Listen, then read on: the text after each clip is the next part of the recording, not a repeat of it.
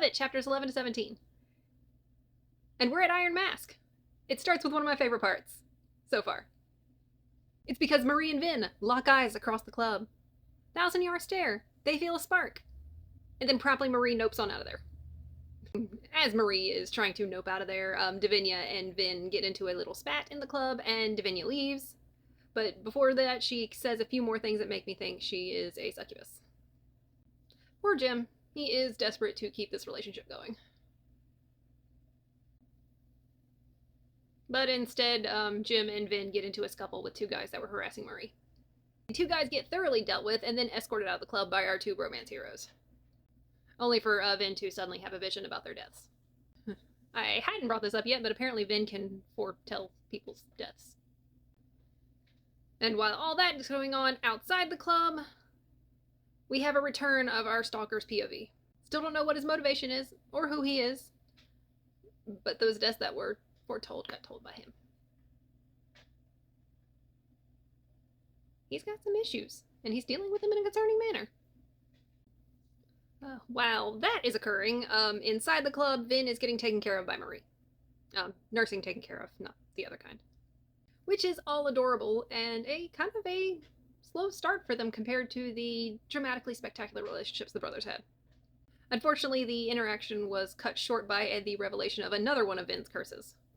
He can foretell the future as well, but he speaks it in different languages. He, of course, is under the impression that he is possessed by demons. He's Italian, so I assume he's Catholic. I was raised Southern Pentecostal. The speaking in tongues means something different there. But I digress. Apparently this started when he was 12, but at 17 he did something or something happened that made them stop. I'm assuming it was an exorcism, but I'm just speculating. Maybe we'll find out later. Jim manages to get Jim home and, of course, back to Davinia. But at home, Jim ends up having one hell of a dream that features Davinia as a sleep paralysis demon. I am still under the impression that Davinia is not human, so this could have been her true form. We don't know. Her terrifying true form. The next morning could not come soon enough when Vin just shows up at Jim's house. This bromance is moving rather quickly. But Vin wanted to make sure that Jim was informed that the two guys that they got into a fight in the night before were no longer among the living. This does not bode well for any involved, but Jim is way too focused on fixing the relationship between Vin and Davinia. Now, I am aware that Vin and Marie are the OTP in this one, but I'm wondering when Jim is going to figure it out, or when he is going to receive the sign. His angel friends were very talkative before now. When are they going to start hitting him with some more signs? Also, the relationship that is developing between Jim and Vin is a little more interesting, honestly. Moving on to Marie, finding out about what happened and that she has to make a statement to the police, and this brings up some flashbacks to her past. Mainly her ex being involved in the mob.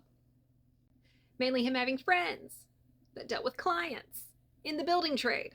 And that was an exact quote. That, along with some things that Vin let out in his POV, makes me wonder if Vin just so happens to be one of those friends.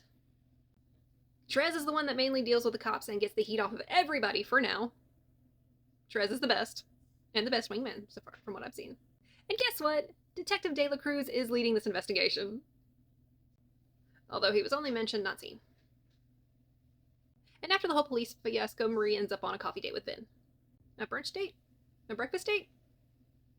I'm not sure what it should be called, but there was coffee and pancakes and it was mid-morning. And Jim would probably have an aneurysm if he found out. He is way too attached to Davinia, unfortunately. And that's where I left off, Vin and Marie on their little coffee date.